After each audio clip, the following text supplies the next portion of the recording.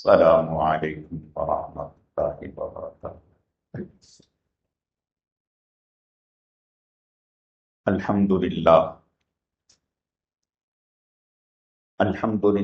نحمده ونستعینه ونستغفره ونؤمن به ونتوکل علیہ ونعوذ باللہ من شرور انفسنا ومن سیئات اعمالنا، من يهده الله فلا مضل له ومن يضلل فلا هادي له، ونشهد أن لا إله إلا الله وحده لا شريك له ولا نظير له ولا مثل له ولا مثال له، ونشهد أن سيدنا وسندنا وشفيعنا ومرشدنا ومولانا وملجانا محمد وبارك وسلم وصل عليه۔ اعوذ باللہ من الشیطان الرجیم، بسم اللہ الرحمن الرحیم۔ فَإِنْ آمَنُوا بِمِثْلِ مَا آمَنْتُمْ بِهِ فَقَدِ اهْتَدَوْا وَإِنْ تَوَلَّوْا فَإِنَّمَا هُمْ فِي شِقَاقٍ فَسَيَكْفِيكَهُمُ اللَّهُ وَهُوَ السَّمِيعُ الْعَلِيمُ۔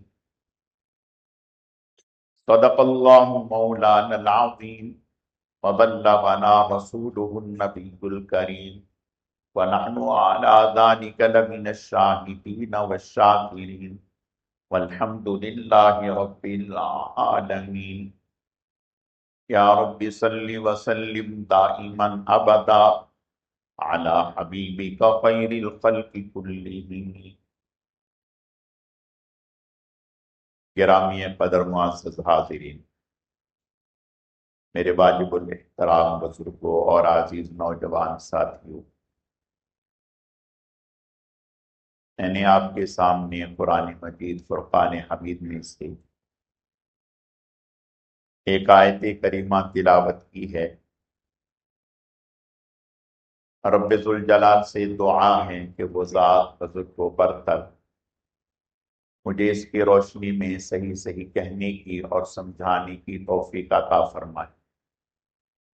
پھر اللہ رب العزت کی ذات اس مختصر وقت میں جو کچھ کہا سنا جائے، اس کہنے سننے کو محض اپنی رضا کے لیے اپنی بارگاہ میں قبول و منظور فرمائے، ہم سب کی نجات اور ہدایت کا، مغفرت کا ذریعہ اور سبب بنائے۔ میری آج کی مختصر گزارشات کا موضوع اور عنوان عظمت صحابہ ہے۔ یہ عنوان ہے، اسی سے متعلق چند باتیں عرض کرنی۔ اللہ رب العزت صحیح صحیح کہنے کی، سمجھانے کی، سمجھنے کی، عمل کرنے کی توفیق عطا فرمائے۔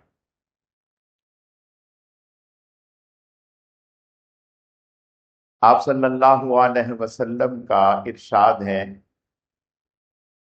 آپ نے ارشاد فرمایا کہ اللہ پاک نے لوگوں کے قلوب پر نگاہ ڈالی تو سب سے بہترین دل اللہ کی نگاہ میں جناب رسول اللہ صلی اللہ علیہ وسلم کا ٹھہرا۔ تو اللہ پاک نے آپ صلی اللہ علیہ وسلم کو نبوت و رسالت اور خاتم النبیین کے عنوان سے منتخب فرمایا۔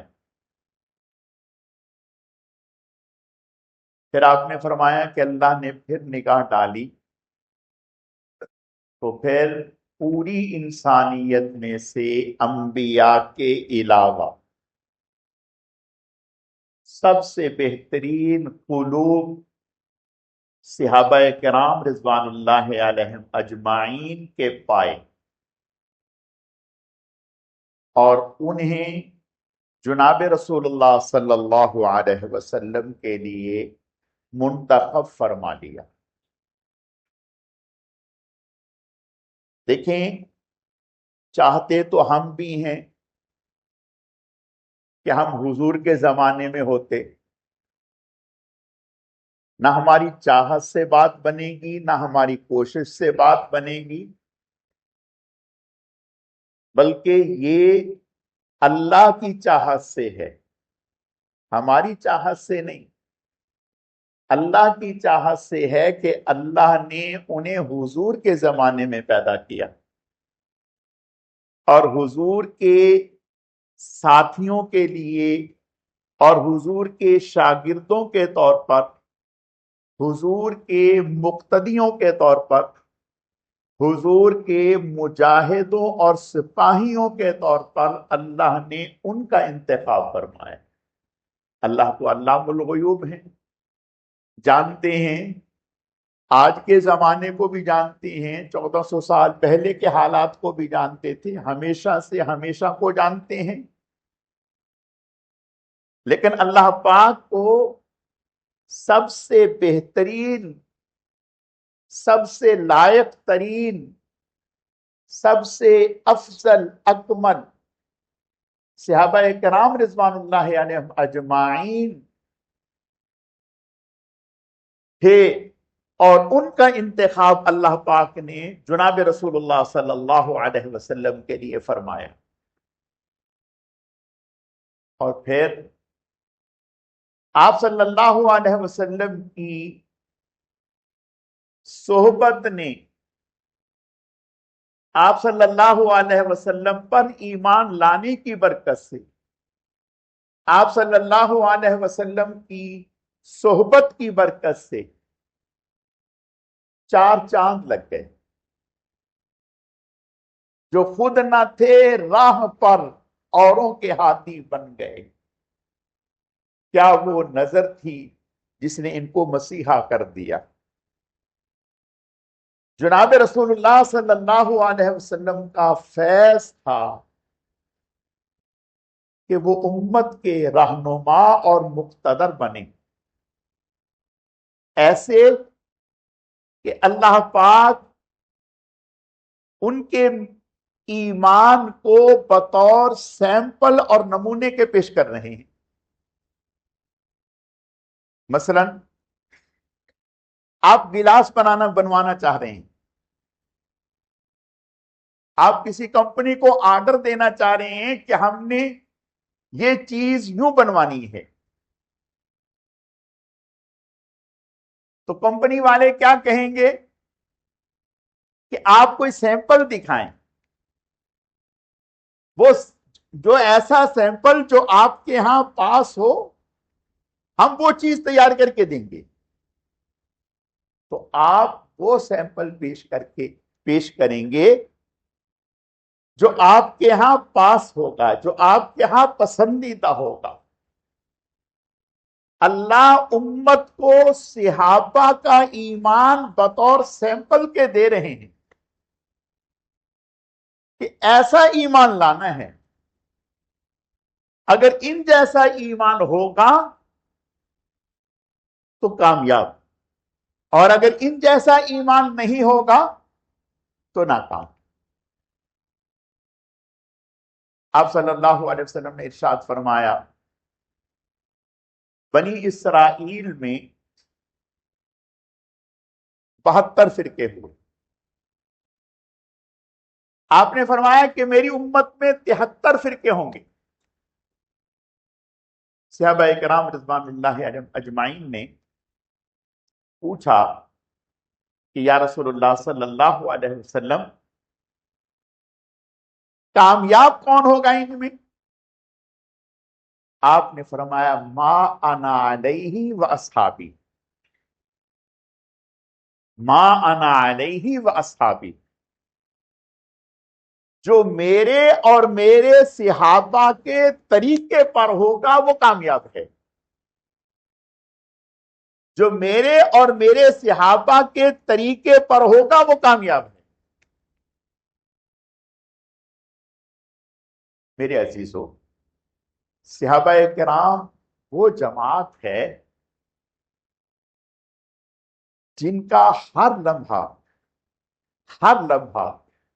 درجہ بلند ہو رہا ہے.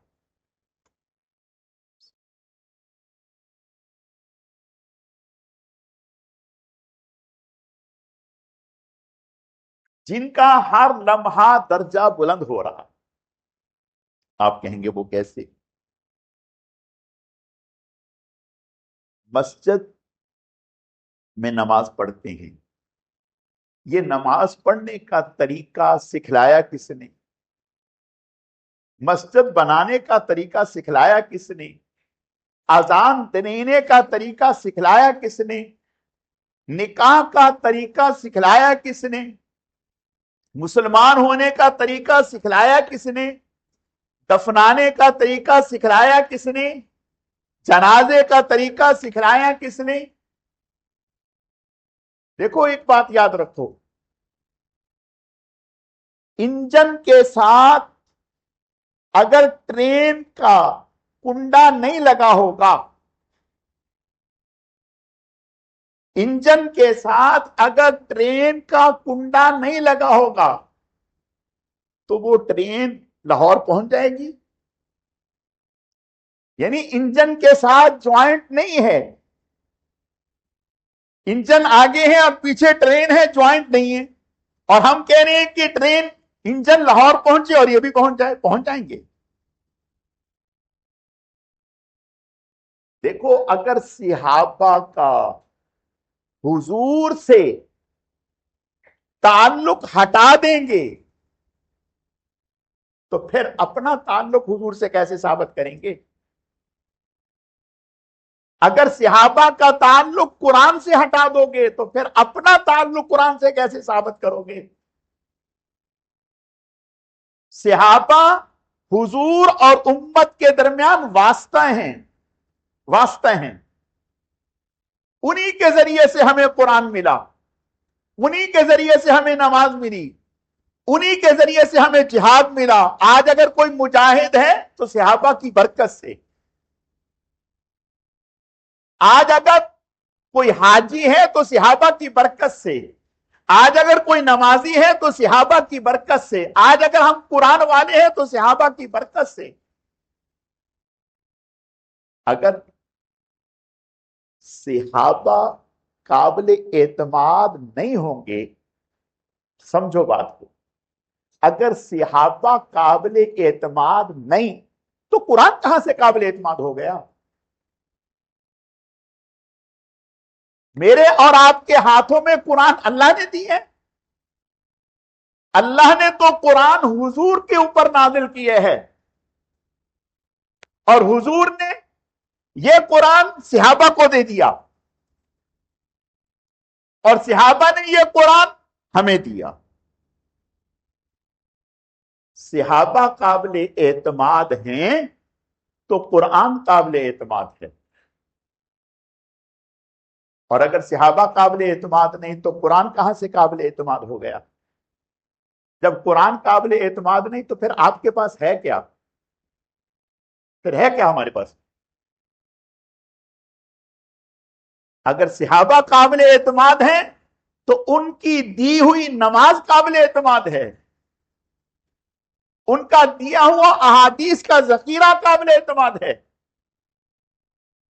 آج اگر کوئی آدمی ڈائریکٹ کہے حضور نے یہ کہا، حضور نے یہ کہا، بھائی تجھے کیسے پتا چل گیا کہ حضور نے یہ کہا؟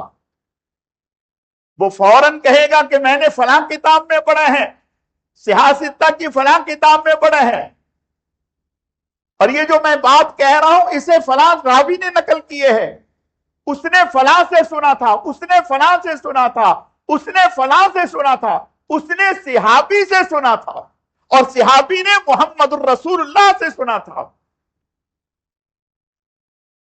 اس کا مطلب یہ ہوا کہ بات ٹھیک ہے، بات ٹھیک ہے.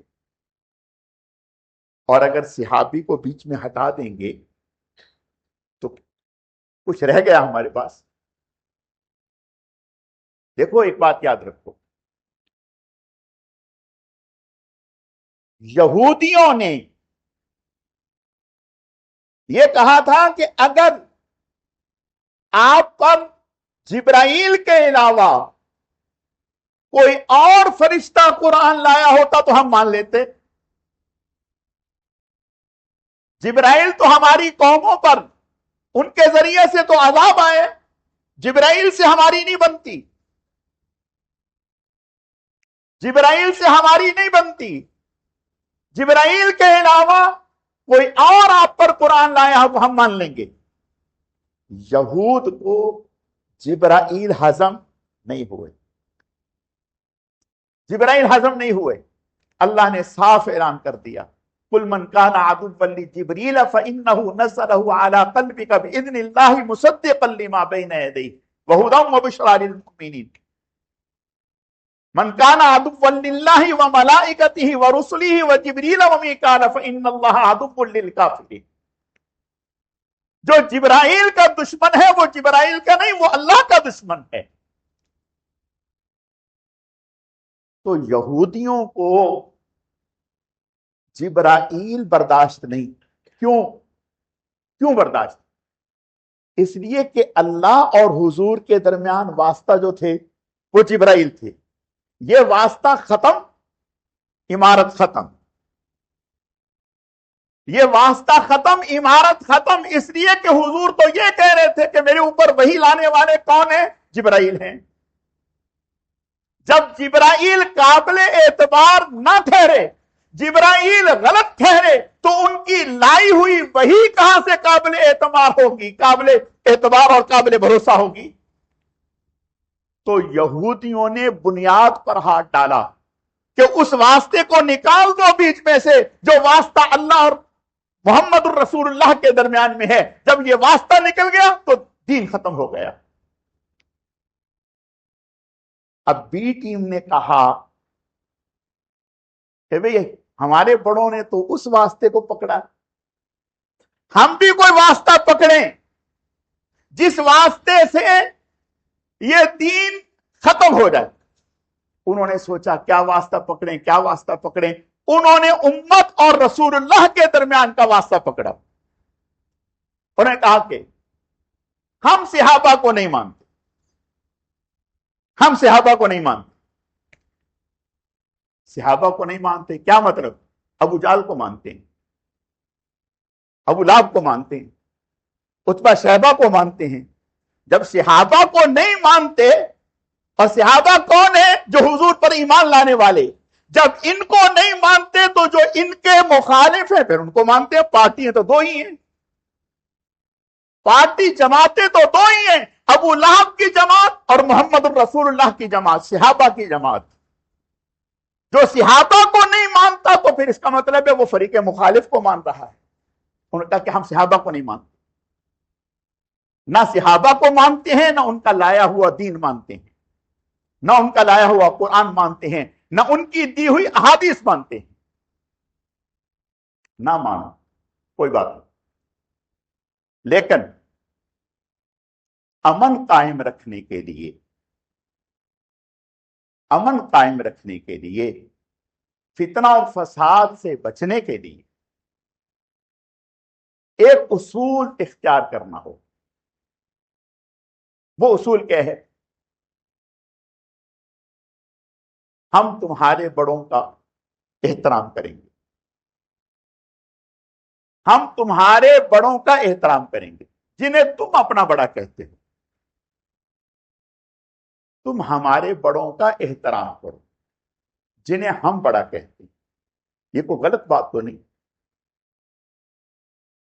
مثلا یہود کے ساتھ, یہودیوں کے ساتھ ہمارا اتحاد کیسے ہو سکتا ہے؟ اس طرح سے ہو سکتا ہے کہ یہود جنہیں اپنا بڑا کہتے ہیں ہم ان کا احترام کریں, اور جنہیں ہم اپنا بڑا کہتے ہیں ان کا احترام یہود کریں, تو کوئی جھگڑا نہیں ہوگا, کوئی فساد نہیں ہوگا. مثلا یہود کہتے ہیں موسیٰ علیہ السلام ہمارے بڑے ہیں, اللہ کے نبی ہیں. ہم کہتے ہیں کہ موسیٰ علیہ السلام ہمارے سر پر. ہم دل و جان سے حضرت کا احترام کرتے ہیں, احترام میں ایمان رکھتے ہیں, ان کی محبت ایمان کا حصہ قرار دیتے ہیں. کبھی کسی مسلمان کی زبان سے پوری زندگی موسیٰ علیہ السلام کے بارے میں توہین آمیز کلمہ نہیں نکلے گا، نہ موسیٰ علیہ السلام کے بارے میں نکلے گا، نہ ان کے اوپر اترنے والی کتاب کے بارے میں اترے گا۔ اب حق کا تقاضا یہ ہے کہ یہود بھی مسلمانوں کے جذبات کا خیال کرتے ہوئے کبھی اپنی زبان سے کوئی ایسا کلمہ نہ کہیں جو رسول اللہ صلی اللہ علیہ وسلم کی توہین آمیز ہو۔ اگر وہ رسول اللہ صلی اللہ علیہ وسلم کی توہین آمیز کلمہ کہیں گے تو فساد ہوگا یا نہیں ہوگا؟ فساد ہوگا۔ اگر قرآن کی توہین آمیز کلمہ کہیں گے تو فساد ہوگا۔ تو لہذا امن کا راستہ یہ ہے کہ رسول اللہ صلی اللہ علیہ وسلم قرآن کی توہین نہ کی جائے۔ مسلمان تورات، انجیل اور زبور اور تمام نبیوں میں سے کسی نبی کی توہین نہ کریں، امن رہے گا۔ اسی طرح ہم کہتے ہیں حضرت فاطمہ الزہرا ہمارے ایمان کا حصہ، حضرت علی المرتضی ہماری آنکھوں کی ٹھنڈک، حسن و حسین لخت جگر، نور نظر، ان کے بغیر ہمارا ایمان مکمل نہیں۔ کبھی کسی مسلمان اہل سنت والجماعت کی زبان سے، قلم سے، تحریر سے کوئی کلمہ، کوئی لفظ، کوئی حرف اشارتاً کنایتاً نہیں کبھی سنا ہوگا، نہ کبھی سنیں گے کہ مسلمانوں نے، اہل سنت والجماعت نے حضرت علی کی شان میں گستاخی کی ہو، حضرت فاطمہ الزہرا کی شان میں گستاخی کی ہو، حضرت حسن اور حسین کی شان میں گستاخی کی ہو۔ سوال ہی پیدا نہیں ہوتا۔ ہم تو اس کو کفر سے بدتر سمجھتے ہیں۔ اب فریق مخالف کا حق یہ ہے کہ اس سرزمین پر امن قائم رکھنے کے لیے، محبت سے چلنے کے لیے لازم ہے کہ جن کا احترام ساری زندگی علی المرتضی نے کیا، جن کا احترام ساری زندگی حسن اور حسین نے کیا۔ کیسے کیا؟ علی المرتضی نے ساری زندگی نمازیں گھر میں پڑھی یا مسجد میں پڑھی؟ مسجد میں پڑھی۔ گھر میں نہیں، مسجد میں پڑھی۔ جب مسجد میں پڑھی تو مسجد میں امام کون تھے؟ صدیق اکبر تھے۔ مسجد میں امام کون تھے؟ عمر بن خطاب تھے۔ مسجد میں امام کون تھے؟ عثمان ذی النورین تھے۔ علی المرتضی ساری زندگی جنہیں اپنا امام مانتے رہے، جن کے پیچھے نمازیں پڑھتے رہے، حسن اور حسین جن کے پیچھے نمازیں پڑھتے رہے، جنہیں اپنا امام مانتے رہے، جن کا احترام حسن اور حسین نے کیا، جن کا احترام علی المرتضی نے کیا، جن کا احترام اہل بیت نے کیا، ہم ہاتھ جوڑ کے یہ کہتے ہیں بس ان کا احترام آپ بھی کر لیں، ان کا احترام آپ بھی کر لیں، کوئی فساد۔ لیکن میرے عزیزو، آپ یقین جانیں محرم کیا آتا ہے، اس قدر صحابہ کرام رضوان اللہ علیہم اجمعین کی گستاخی ہوتی ہے کہ انسان تصور نہیں کر سکتا، کان سن نہیں سکتے۔ یہ کیا ہے؟ یہ فساد برپا کرنے کی سازش نہیں تو اور کیا ہے؟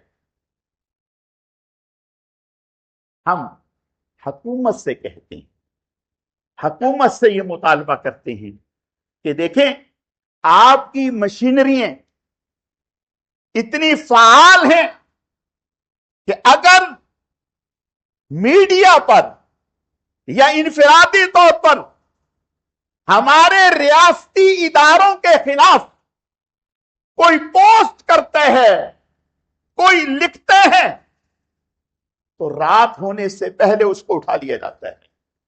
सिर्फ उसे ही नहीं उठाया जाता, पूरे घर वालों को उठा करके तफ्तीश शुरू हो जाती है और ऐसी जगह गायब कर दिया जाता है कि साल हा साल देखने को नहीं मिलता।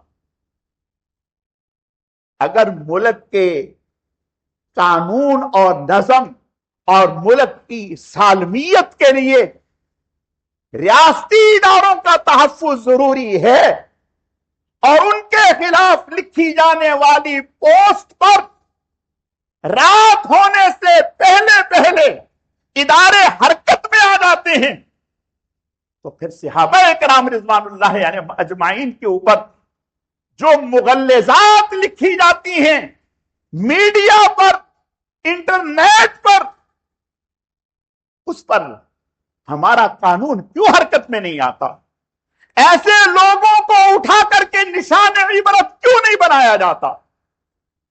अगर ऐसा हो जाए, हम कहते हैं अल्लाह अल्लाह करके कानून बना था, सेनेट ने भी पास कर दिया, कौमी असेंबली ने भी पास कर दिया नामूसे सहाबा का बिल कि आइंदा अगर कोई जबान अहले बैत या सहाबा किराम रिज़वानुल्लाह अलैहिम अजमाइन के खिलाफ जबाने तान दराज करेगी तो मुल्क पाकिस्तान का कानून हरकत में आएगा और ऐसे शख्स को 14 साल सजा होगी, जेल में जाएगा।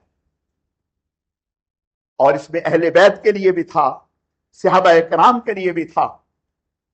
बदनसीबी, बदकिस्मती, सेनेट ने पास कर दिया, कौमी असेंबली ने पास कर दिया, मुत्तफिका तौर पर पीएमएल, मुस्लिम लीग नून ने भी पास किया, पीपी ने भी पास किया, तहरीक इंसाफ ने भी कबूल कर लिया। तमाम जो ईवान असेंबली में बैठने वाले लोग हैं और सेनेट में बैठने वाले लोग हैं, सब ने पास कर दिया। लेकिन सदर के दस्तखत होने थे ताकि कानून बन जाता। अब सदर के दस्तखत क्यों नहीं हुए? सदर ने क्यों दस्तखत ना किए? सदर के पास किसका फोन आ गया? सदर को क्यों रोका गया? तो मेरे अजीजों, अर्ज ये करने हैं कि ये 9 अगस्त इतवार के दिन हमारी कराची की सतह पर हमारे जितने भी अकाबिर हैं, खा वो अहल हदीस मकतबे फिक्र से हो या बरेलवी मकतबे फिक्र से हो या देवबंदी मकतबे फिक्र से हो या किसी भी सियासी जमात से ताल्लुक रखने वाले हो, उन सब की खिदमत में यह दरख्वास्त की गई कि भी हम सब इस मुल्क के खैर खां हैं, हम सब चाहते हैं कि हमारा मुल्क अमन में रहे, फिरकावारियत यहां खत्म हो।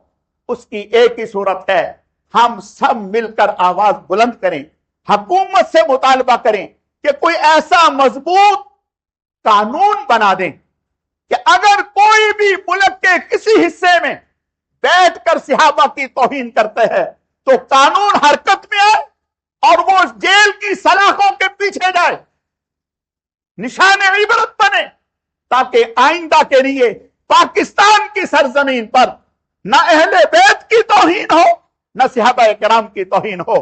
क्या ऐसा होना चाहिए या नहीं होना चाहिए?